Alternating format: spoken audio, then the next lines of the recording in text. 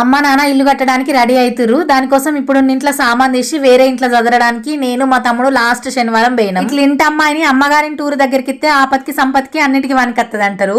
మా ఊరికి అమ్మోళ్ళ ఇంటికి 10 నిమిషాలలా ఏ అవసరం ఉన్నా చేరుకుంటా. సామాన్లన్నీ చదిరి పెట్టేసరికి రాత్రి 10:30 అయింది. ఇంకా కొన్ని సదరనే లేదు, మా అమ్మ నాన్న చూసుకుంటా అన్నారు. పెద్ద పెద్ద నేను మా తమ్ముడు చేసుకున్నాం. ఆ రోజు మా ఊర్లో చిరుతల రామాయణం అని 3 days నుంచి మంచిగా వేషాలు వేసుకుని నాటకం చేస్తురు. అందుకే ఊరంతా వచ్చి పాల కేంద్రం కాడ కూర్చున్నారు. నాటకం అయితే పర్ఫెక్ట్ గా మంచి మ్యూజిక్ మంచి టైమింగ్ తోటి చేసిర్రు. నాటకం మంచిగా ఉంది, చూడాలని ఉన్నా. నేను ఒక గంట సేపు కూర్చొని తెల్లారి వేరే ఇంట్లో పాలు వంగియాలని తొందరగా నిద్ర లేవాలని అక్కడ నుంచి వెళ్ళిపోయినా, లేదంటే అయిపోయేదాకా చూసేదాన్ని. తర్వాత ఆదివారం రోజు మబ్బులు లేచి దేవుళ్ళని తీసుకొచ్చి ఈ ఇంట్లో పెట్టి కొబ్బరికాయలు కొట్టి పాలు వంగించినాము.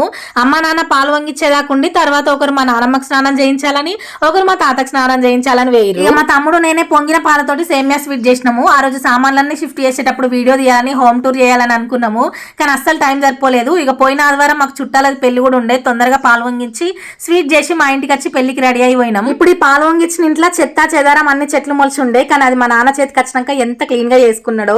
అసలు బిఫోర్ ఆఫ్టర్ వీడియోలు తీసుంటే ఆ చేంజ్ ఎంత ఉందో మీకు అర్థమయ్యేది అనిపించింది. నా పెళ్లి మా చెల్లె పెళ్లి తర్వాత మొదలు పెట్టిన శుభకార్యం ఇది. అమ్మా నాన్నకు ఇల్లు కట్టేటప్పుడు ఏ ఆటంకాలు రాకుండా అందంగా ఇల్లు కట్టుకోవాలి, అరకతి బరకతి మంచిగా ఉండాలని మనస్ఫూర్తిగా ఆ ఇంటి ఆడబిడ్డగా కోరుకుంటున్నా.